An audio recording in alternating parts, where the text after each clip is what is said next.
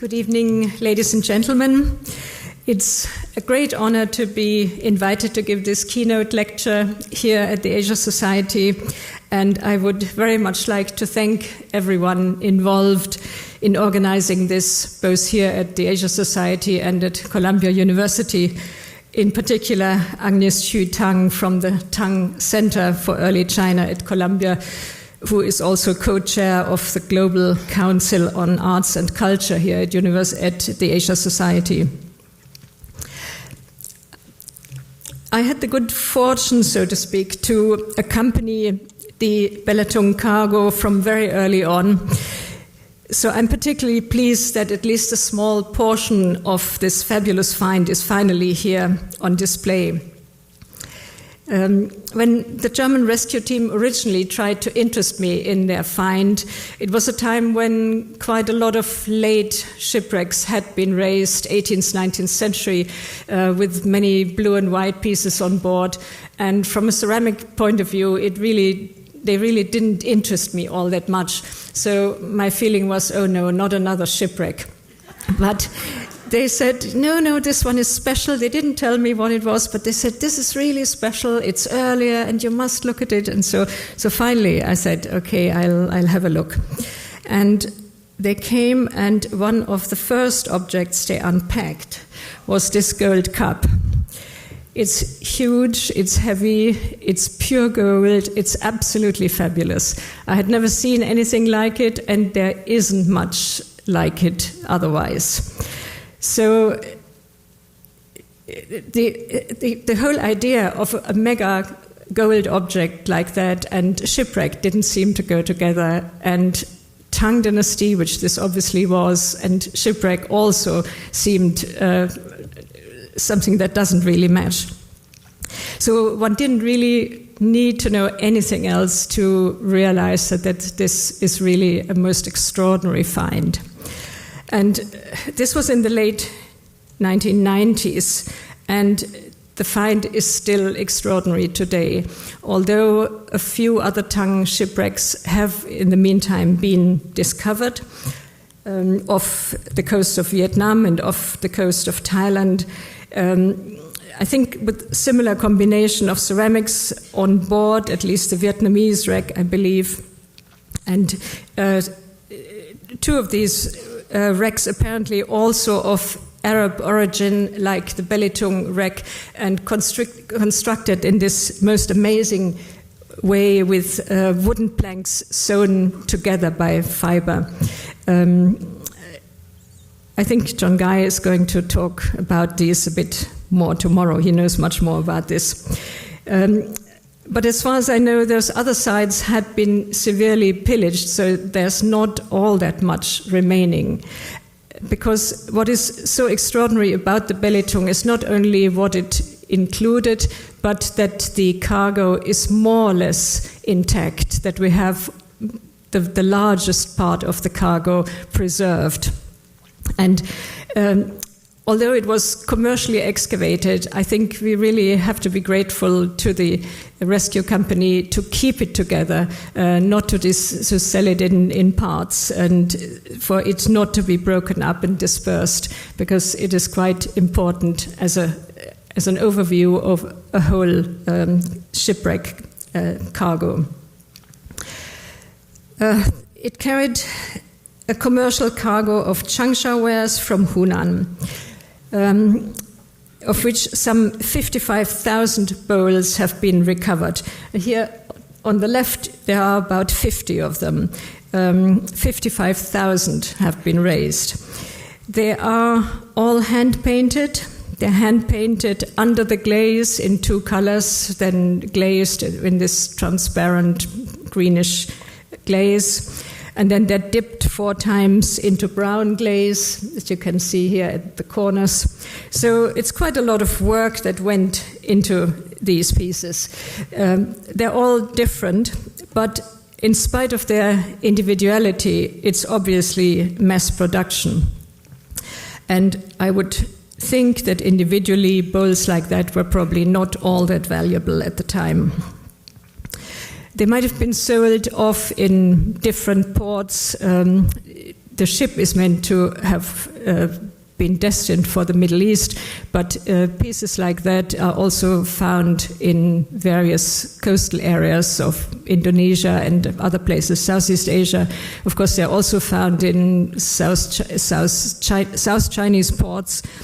And they have been found in the Middle East, for example, in Samarra in Iraq and in Fustat in Egypt. So they were very popular trade goods. And they belong more or less to the earliest ceramics that China produced on a large scale for export. The Belitung wreck can be attributed to the second quarter of the 9th century. There is one bowl has a date inscribed on it here. The date is almost illegible, but one can exclude various other possibilities, so one can say it can only pertain to the year 826. Stylistic evidence of the objects found might point to a decade or two later, and one of the kiln sites where a lot of these, one of the kilns where a lot of these pieces have been made, has brought to light very similar pieces. This is Belitung. This is from the Yue kiln site. Again, Belitung kiln site. Here, Belitung and kiln site. And this site, at this site, another bowl with a date has been found, and the date is 845. The bowls look very similar, but in fact they must be quite different. I haven't seen them in real life. I know them only from the publications, but this is a Changsha bowl, and this should be a Yue bowl because it's from the Yue kiln sites. So anyway, we are within the second quarter of the 9th century, perhaps before 845, when together with a proscription of Buddhism, a strong xenophobia arose in China, which might have well have affected Persian and Arab merchants. It's unlikely that any much earlier ship with a cargo of Chinese ceramics will be found a little bit earlier, perhaps, but not much, because this is more or less the time when China began to produce these export wares on a large scale and when the maritime trade to the Middle East began. Now, besides these Changsha wares, the ship carried also some other ceramics, but in much smaller quantities. They may have been on board for a different reason, or they may just have been more valuable, and therefore there are only in a few hundred of each type there. These green splashed stonewares are otherwise fairly rare in China. We don't see them all that much. And they include a lot of very unusual shapes. You have this amazing ewer here in the exhibition. It's over 1 meter tall, a ewer on a very tall stand, and with this dragon stopper. And it has this quatrefoil lozenge kind of motif, which is associated with the Middle East. We have other things other objects which are very unusual, like these stem cups, which have a kind of straw at the side through which you can drink the liquid. They're meant to be, in fact, nose drink cups so that you can drink the liquid in through the nose, but of course you could also use them as ordinary straws. But quite unusual shape with these little birds or some other decorative figure inside to cover the hole that goes into the straw. So, and then a large bowl with a dragon relief in the middle. So rather unusual pieces. I mean, I would almost think they are something like novelties. Although regular bowls and jars in this green splashed ware have also been found, but. These pieces are not so common in China, and I think they were very popular in the Middle East and may have been specially selected for for Middle Eastern customers, because in the Middle East very similar wares were made around the same time in Iraq. There's still debate which was earlier, but around the same time it was certainly a taste that was appreciated there more than in China. And to this group of wares made, selected for the Middle East, I would also count the 3 blue and white pieces which have been found on the wreck and which created great excitement, because they're basically China's first blue and white, and they were the first complete vessels of that type that were discovered. These 2 are from the wreck, but again we have very similar wares being made in Iraq, a very similar taste with these cobalt decorated, these cobalt splashes. So again, I think these were more appreciated in the Middle East than in China, because in China pieces of that taste were really more associated with tomb furniture. We have for the furnishing of tombs, these colorful wares were made, where we'll see a few more later on, and you have some on display here from the Asia Society.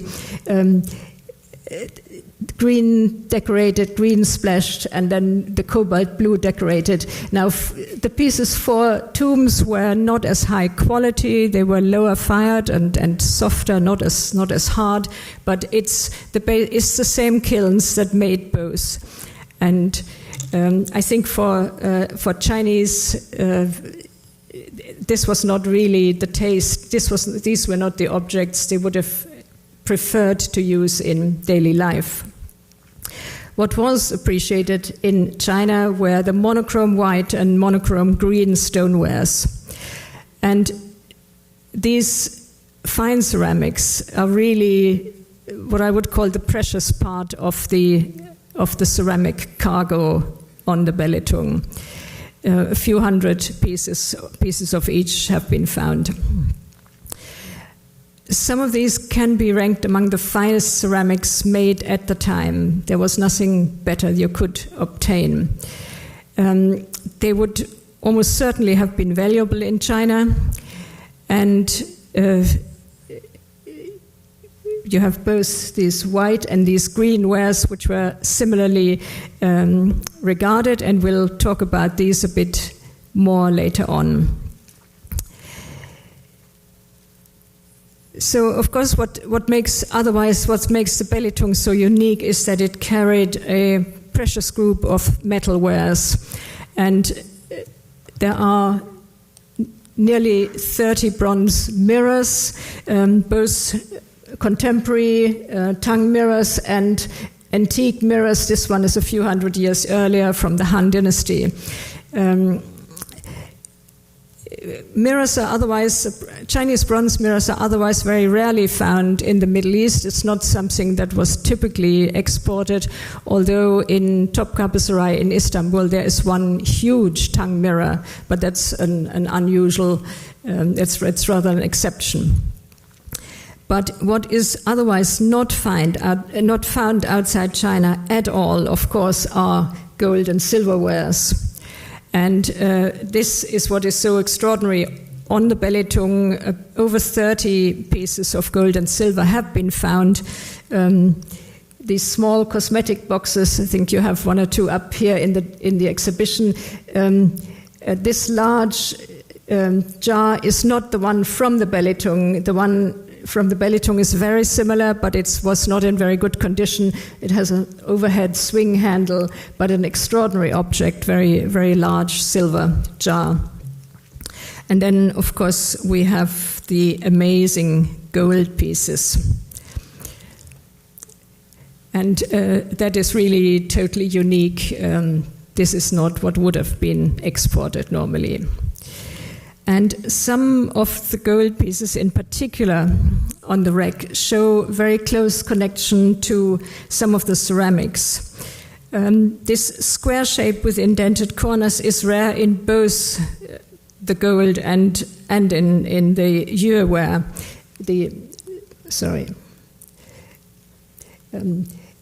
This is a very unusual shape. It's found also in mirrors, and this actual mirror is not from the wreck, but similar ones without the swastika motif were on the wreck, same shape. But I've included it here because it has the same swastika as on the gold piece. So here I'm not quite sure who influenced whom, because it's all pretty unusual. I've been asked to talk today in particular about this stylistic connection between precious metalwork and ceramics. This is a very popular topic. You will hardly find a general discussion on Chinese ceramics without it being pointed out how it copied metalware. It's ubiquitous everywhere. Chinese ceramics always copy Chinese metalware. When comparing individual pieces, like here, it's in many instances very obvious. The connection is very obvious to see. And when discussing the two media in general, it seems, of course, equally evident that the lesser and cheaper material would copy the grander and more expensive one. And in the following, I would like to look at this a bit more closely, and being a scholar involved in Chinese ceramics, I believe it's not always a simple one-way relationship. So in order to do so, I would like to cast the net a bit wider and talk about Tang society more generally. The Tang was one of China's grandest and most glorious dynasties, but it was anything but a homogeneous period. In fact, it seems to be split in two halves, almost similar lengths, that were governed by a rather different spirit. I would like to characterize the first half somewhat simplistically as a basically peaceful, affluent, luxury-loving time when the capital Chang'an, modern Xi'an, was one of the largest cities in the world, a metropolis housing many foreigners, where camel caravans arrived on the Silk Road across the desert from Central Asia and lands further west. And they brought many exotic luxury goods from abroad. It experienced its apogee in the mid-8th century and was followed by more unstable, often troubled times in the second half, when the desert route became more and more hazardous and the maritime Silk Road gained in importance. And the Belitung falls into this latter period. When we think of the Tang Dynasty, we tend to think of the first half of the period until the 1750s. In paintings and in sculptural form, we see a fun-loving, affluent aristocracy dressed in rich silk brocades, the ladies extravagantly made up, coiffed and bejeweled, the men hunting and playing polo on thoroughbred stallions. This is the period when quality and quantity of precious metalwares experienced a dramatic increase in the first half of the Tang. Gold and silver were used not only at court but also in wealthy households for utensils of daily life. This is a wall painting from a tomb where we see this very rich gold and silver pieces. It's a dressing table that is depicted. But gold, especially gold, was of course important in a Buddhist context for gold and for gilt figures, for objects that were placed in front of the Buddha. But gold was even used for very profane items such as horse trappings. Yeah. So gold was really everywhere. It was very highly regarded. riches were not only displayed in life, but equally in the afterlife, or perhaps even more so, as tombs were an abode for the deceased, which replicated life on earth, or aimed at improving on it. Funerals were occasions to display a family's status, or implicitly to claim and pretended a far higher status than the one actually held. So wall paintings and burial pottery symbolically supplied the deceased with all the necessities for the afterlife. And here one could aspire to a most luxurious lifestyle where male and female company were provided, musicians, dancers, and other entertainers, guardians, grooms, horses, camels, and all the accoutrements of a comfortable living. Pottery furnishings were available in all shapes and sizes and in many colors.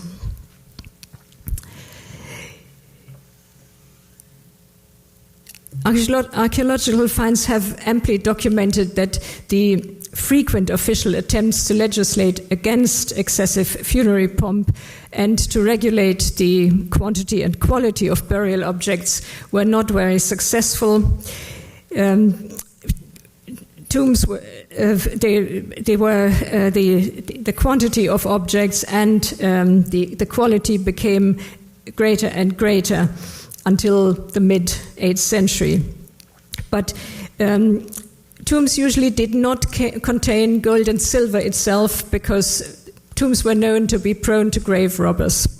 So instead, very elaborate ceramics were put in, which probably were not cheap either, but they were of little value outside the tomb, because the ceramics were of fairly low quality. They were not high-fired, they were not dense, and they were not very durable, so they wouldn't have been very clean to use, and they were either painted in colors that easily came off when you used them, or they were covered in these lead-bearing glazes that could be poisonous.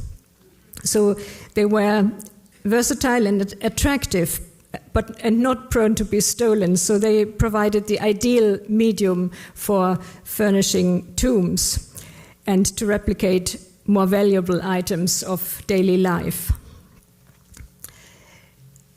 So since the prime function of these ceramics was to symbolically stand in for other wares, for more precious goods, the role of potters was not to be inventive, but rather to be able to copy other wares in other media, more desirable materials.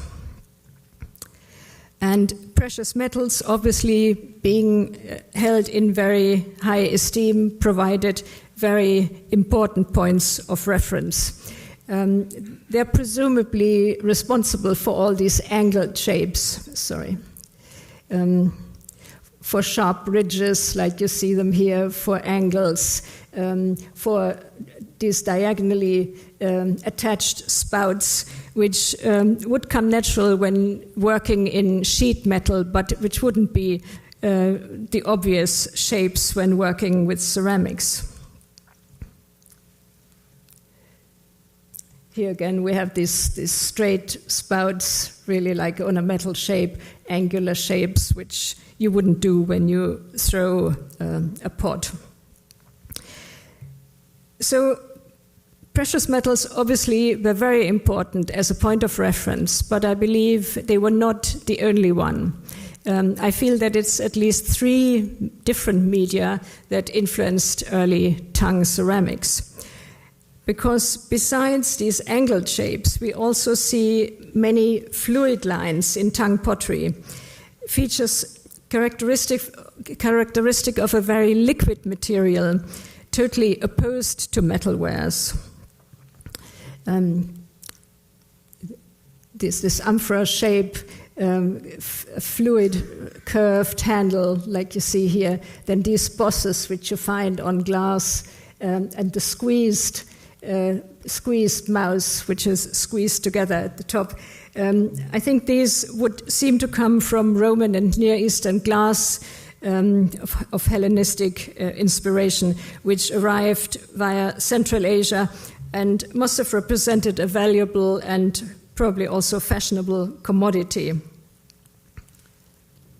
Again, we have the multiple handles here, and then these horizontal ribs you see everywhere, and displayed foot. And then third, but this is most difficult to show, I think these smooth, precisely shaped, very well-rounded bulging forms and the onion-shaped knobs, I think look as if they might be influenced by turned wood. Now, the turned wood, unfortunately, has not survived or hardly survived. And although the wood itself probably wouldn't have been recognized very highly, would not have been very expensive, but I think wooden vessels, if they were lacquered, were also considered very special. When we look, for example, as at reliquaries like these, which exist in wood, in metal, and in pottery, I would think it's most likely that this wooden shape is the one that came first. Of course, we can't prove it. And then we have some most extraordinary shapes like these. This one is a wooden tray that is lacquered or was lacquered, which comes from the 8th century treasure house of the Japanese Emperor Shomu, who died in the mid-8th century, the Shoso in Nara, which contains quite a lot of his personal belongings. So this is luckily a wooden piece that has survived, and I think these ceramic shapes most likely derive from that. So I think in the first half, we can say ceramics were not important by themselves. They largely copied other materials. Gold and silver were clearly an important source of inspiration, but not the only one. And I think not rarely we see a combination of influences. I think here this bulging shape and the onion-shaped knob, most likely wooden-inspired, the fluid handle with the bosses, glass-inspired, and the straight spout, metal-inspired. Now, the dramatic break in the Tang period came during Emperor Xuanzong's reign in the mid-8th century. Although his reign was prosperous and represents in many ways the high period of the Tang, it also marks the turning point as he became more and more preoccupied with esoteric Buddhism and mystical Taoism. He overindulged in high living, and he was preoccupied with one concubine, Yang Guifei, who abused her position of influence and made her own family overly powerful and made herself very unpopular. Of course, we have no picture of Yang Guifei, but she's generally associated with this plump type of lady with a bulging hairdo, which we see depicted at the time everywhere, and which clearly was one of the beauty ideals of the time. She and her family personified a life of luxury and decadence and became the perfect scapegoats for all the dynasty's problems. So a rebellion ensued, which forced the emperor to flee, to have his concubine put to death, and although the dynasty just barely survived, it was severely shaken, and the lives of the whole aristocracy were affected. Gold and silver had, of course, always a whiff of an extravagant lifestyle, and could quickly become symbols of overindulgence and wastefulness. And although this made them in no way less desirable, but I would think an open display of obvious wealth in this form was for a time probably no longer advisable, and perhaps it was no longer affordable, because the Tang treasuries were depleted. They had to pay off the Uyghurs and other allies who had helped them help them to let the dynasty survive, and this affected the fortunes of the officials very strongly. So gold and silver remained popular, but I think they were probably more subdued. The severe strain on the court's finances and the resulting insecurity for the aristocracy's fortunes had a major impact also on funerary practices. The splendor of funerary pomp had long been denounced. There were lots of official decrees against it. But now, only in the mid-Tang period, it seems finally to have had an effect. The expensive furnishing of tombs dramatically decreased, and by the end of the 8th century, opulent burials full of ceramic figures had all but ceased. I'm sure this came as a relief to families who had impoverished themselves by burying their deceased more and more lavishly, more and more expensively. But for the ceramic manufacturers, this, of course, for those whose business had depended to a large extent on the provision of burial goods, this was, of course, a very dramatic situation. They had to find a way to recover their lost business through other means. And here the only answer was to produce ceramics for the living instead of ceramics for the dead.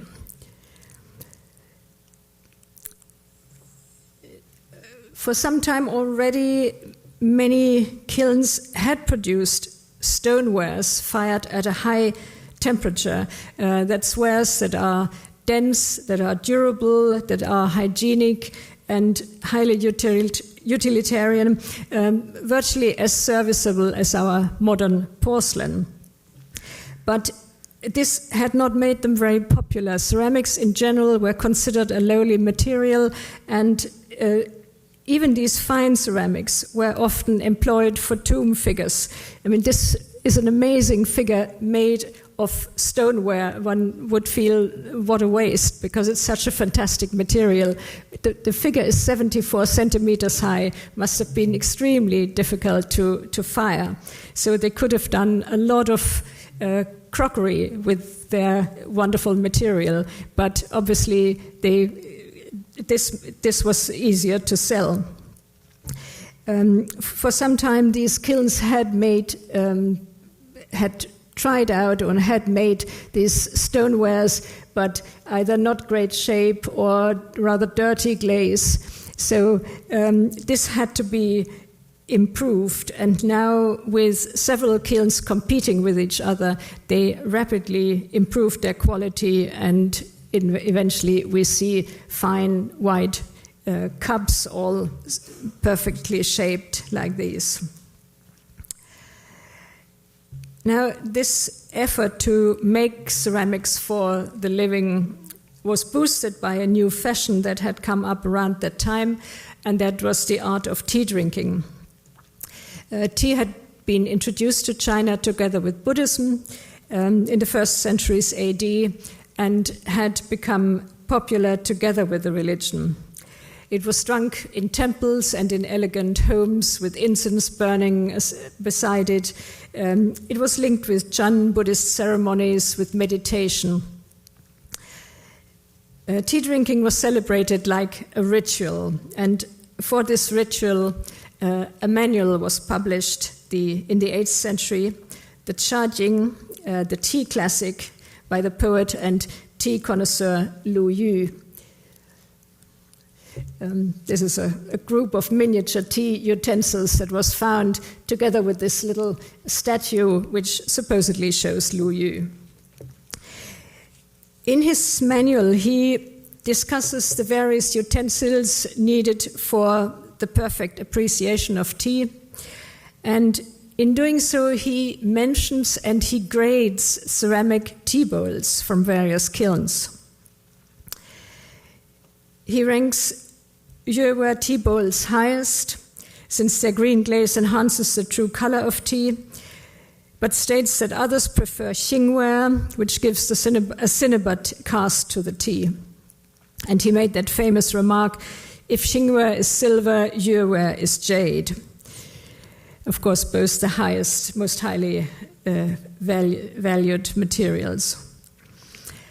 Now, this seems to be one of the earliest instances when ceramics are associated with their place of manufacture, where kilns are named, where their products are compared. And this is when kiln names became brand names that stand for a specific project and for a specific quality. It is the beginning of connoisseurship in ceramics. And other poets soon followed, mentioned these wares in their writings. So obviously, very quickly, these names meant something to their readership. So when the Belitung set sail, the Yue kilns in Zhejiang in the south and the Xing kilns in Hebei in the north were already famous for their wares, and theirs were the finest ceramics available in China. They were employed as superior vessels for food and drink, utensils for ink, water, seal paste used in writing, medicine, for incense, cosmetics, for lots of different purposes. The choice between the two was primarily a matter of taste. The qualities were similarly fine. And since China had a monopoly on these fine ceramics that were beautiful and practical, they were quickly renowned well beyond China's borders. They were immediately copied by other kilns, often quite closely, and some of those copies are also included among the Belitung ceramics. You have to imagine that until then, basically the only materials that were elegant as well as durable were precious metals and precious stones. And now a new material appears which is comparable in its properties, even more practical in some ways, especially for hot foods and drinks. Ceramics are better suited than metalwares. Silver can tarnish in addition to that. They are unquestionably pleasant to look at and pleasant to handle. So it's not surprising that they had a great success. And in addition, and I think that must have been most important just around that time, ceramics were in no way pretentious or ostentatious. They were simply made of earth. And yet they were precious, they were exquisite, and in fact highly exclusive.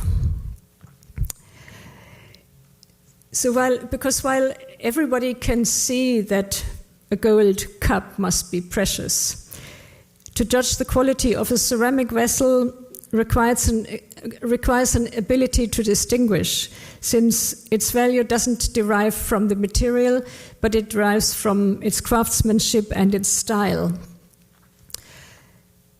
And to distinguish, for example, between a Yueware bowl and a copy would not be so easy, and it still isn't. Certainly, if you can't handle it. If you handle it, it's easier, but even there, you have to know something about it. Otherwise, it's very difficult. I've just put a combination of Yueware and Guangdong copies here for you to see. So in choosing your bowls or your ceramic vessels, you expressed your taste and your connoisseurship. And this, I think, made ceramics at that moment more sophisticated than precious metals. In fact, quite an elitist medium.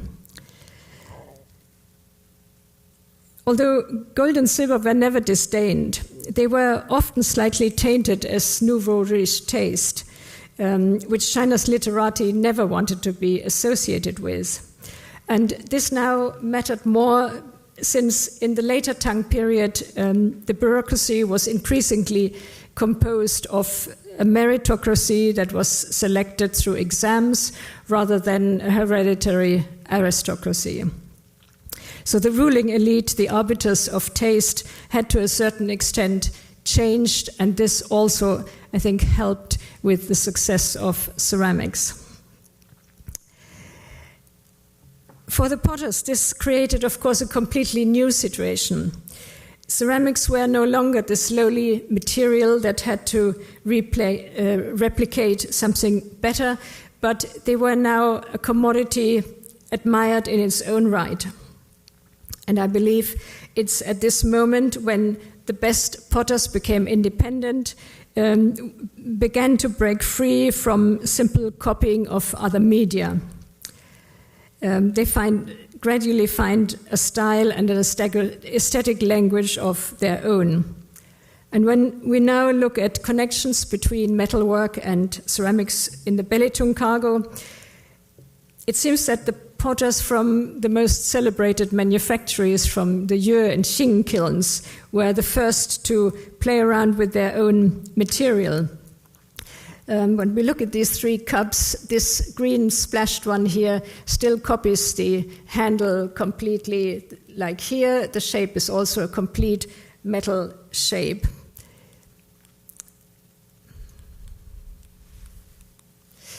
Then here we have several white handles of white cups, the cup completely metal shape like here. Here the handle is still fairly close to this one, but it's already composed of two strands, so already something which doesn't repeat the silver prototype. Here they've turned it the other way around, and here they've added some more bits. They've added another strand and then a little strip of clay to bind it together. This already doesn't look at all like a metal handle anymore, although the basic shape is clearly a metal shape. Then when we look at this so-called begonia shape, the oval shape with 4 indentations, excuse my having turned them upright, but this made it easier to show the connection.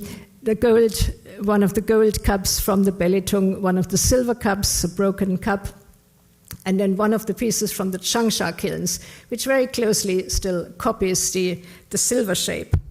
But then when we look at the Yue kilns, the shape is still fairly close here to the gold prototype, but the foot is circular. It doesn't copy the oval foot. It's circular because this would come more natural when you turn something on the wheel. And here the indentations are much bigger. Here they're almost no longer there, only tiny indents. So it's the basic idea of the shape is still there, but these do not look like the metal prototype anymore. And I think that this newly acquired standing of ceramics shifted also the way the respective craftsmen looked at each other. Potters did no longer need to copy gold and silversmiths, and since certain ceramics might have been appreciated more highly than precious metalwares, it was no longer impossible for gold and silversmiths to take some cues from the best potters.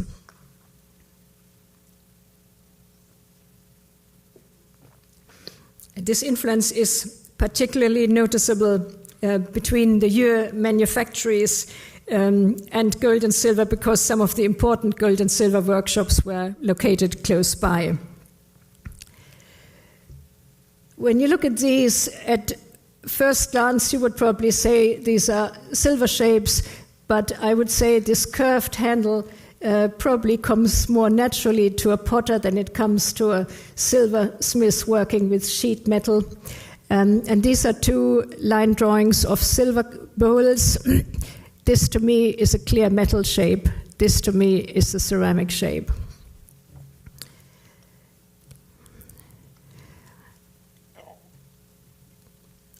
And I would like to postulate that these shapes, with their curving profiles and their faint lobes, the slight indenting, derive from ceramics where they could so easily be created by turning on the wheel and then by indenting with the soft, not yet fired clay with a strip of bamboo or wood, and the small nicks from the rim could simply be cut out. So it's a very easy process. And I think what is different here from the earlier shapes is that the silver seems to be copying what is possible with a soft material. These indents are not the sharp indents you get when you design something in metal. And these Yue wares are the so-called Mise secret color wares from the Yue kilns that were found in the crypt of the Famen temple near Xi'an, one of the empire's most important temples. They were donated to the temple not long after the Belitung set sail in the 870s, together with most lavish, largely imperial donations of gold and silver wares, but in different styles, of rare glass items and rich silks. By that time, the finest ceramics were clearly valued in the highest echelons of society, so even at court. And I think this foreshadows China's greatest ceramic period, the Song Dynasty, when ceramics reached their absolute peak of development and appreciation, and we see many silverwares in ceramic shapes. The fact that they are the same does not have to mean that the silver or the metalwork always came first and that the potters copied it. It can equally be the other way around, I would think. Because I believe it has to do with relative status. And this is from the Song Dynasty, a piece of Ru-ware, the most highly valued ceramic ware of the Song, still even today, and a silver bowl of the Southern Song Dynasty, which I would imagine even at the time was worth much less than the Ru-ware bowl. Today it certainly is. So the Belitung cargo reflects a very important moment in the history of Chinese material culture. It marks the brink of that phenomenal shift in the appreciation, status, and usage of ceramics, practically the birth of a new medium. And one might call it, at least temporarily, a transition from an age of gold and silver to an age of ceramics. Thank you very much. Thank you.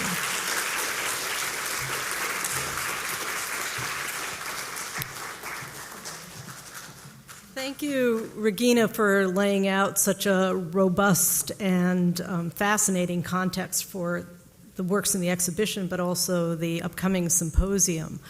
We do have a few minutes for just a couple of questions, if anybody has questions for Regina. I think that there's a microphone. If you have a question, please wait for the microphone, especially because we're being recorded. Thank you. I have two questions. The first has to do with the origin of the cobalt blue on the underglazed blue dish. Would it be Chinese, local, or would it be from Iraq? And then the second question has to do with what I would call a sippy cup, which was wonderful, the stem cup with a straw-like device. You mentioned something about using it for the nostril. Would that mean it had a medicinal purpose, for example, to clear the sinuses? And do we know documentation for this? About the cobalt blue, this is an old question, and they have one has repeatedly tried to test the blue, and the outcomes are varied. But it is believed, I mean, it's most likely that the blue came from Persia, but I believe that the chemical testing is not absolutely 100%. They have found cobalt pigments in some of the test results, which are not so typical for Persia, but others are. So I would think probably the majority came from Persia, but we are still not absolutely sure. And I'm afraid about those cups, I do not know much either. I do not know what what is this amazing idea of drinking through the nose could be. It could well be medicinal purpose. That would be a good reason, but I'm afraid I don't know.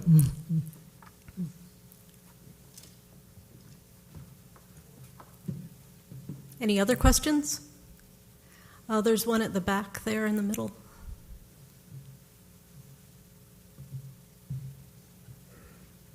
Part of the exhibit seems to imply that some of the greenware that was being made specifically for export to Persia and Iraq. Is there any documentation of the trail of the business behind making things in China, in the interior of China, that would be actually meant for export to the Middle East?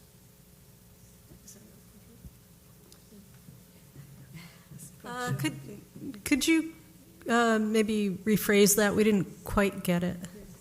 In the exhibit, there some of the China that's green appears to have been made specifically for export, made in the interior of China for export to the Middle East. So the green splashware from Gongshan kilns. Is there any documentation that shows that was the intent, or is it just by entrepreneurs were taking it and putting it on the ship, hoping they could sell it in the Middle East? Well, we don't actually know all that much about these green splashed-wares altogether.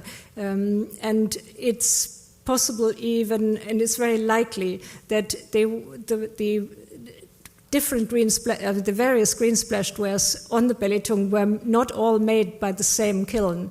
They show quite strong differences. And in China, wares like that have been found at several kilns. So they are still a bit of a mystery, and we don't really know. There are also, on the Belitung, there are two pieces which have inscriptions which seem to indicate that they were made for the court, for tribute to the court. But again, these inscriptions also one has to take with a pinch of salt. Very often, if it says this piece is official, then it's a sure sign that it isn't, but we don't know yet. So they are still a bit of a mystery, these pieces, and we don't know much. We can only say that because this style was popular in the Middle East and was made there, that it might have been specially done for the Middle East. Because I think for the Chinese, when you think you want a piece that looks like silver, white like silver, or green like jade, then this decoration, these splashes, would have really spoiled the desired effect. So I think this makes it more likely that these were destined for export.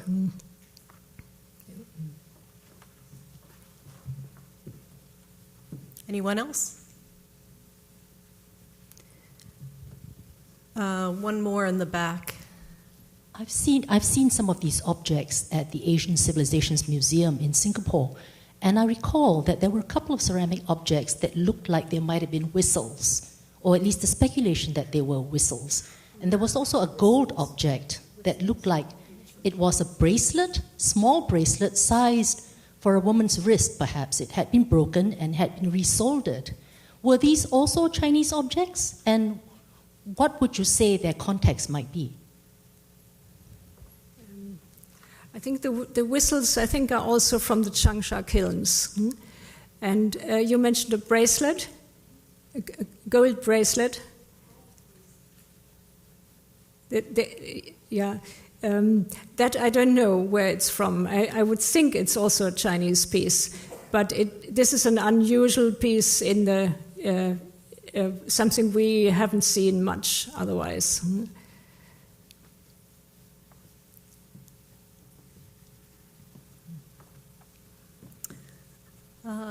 Okay.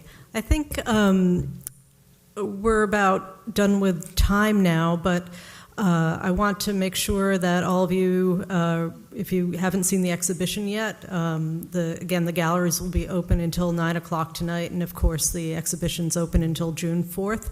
And also remind you that on the 8th floor now, we will have a reception, and we hope that if you are able to, that you can join us. Thank you for coming. And thank you, Regina.